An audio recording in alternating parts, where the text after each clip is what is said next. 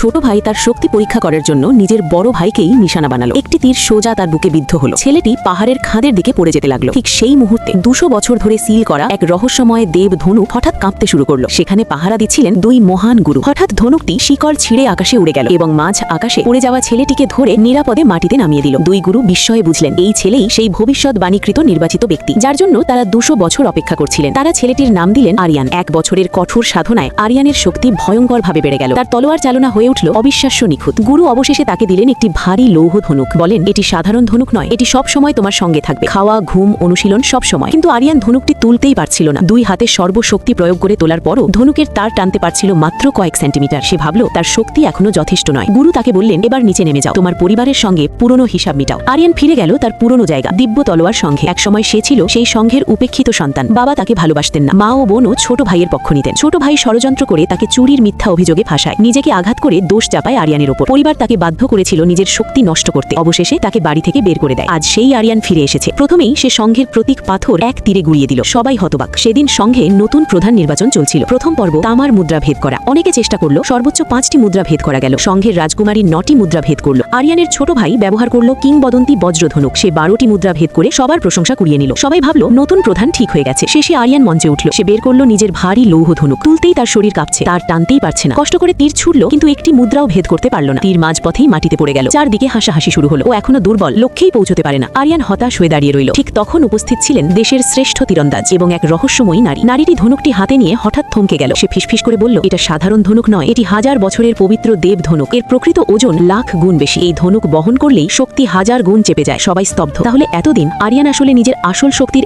এক অংশও ব্যবহার করেনি। গল্প এখানেই শেষ নয়, আসল শক্তি এখনো প্রকাশ পায়নি।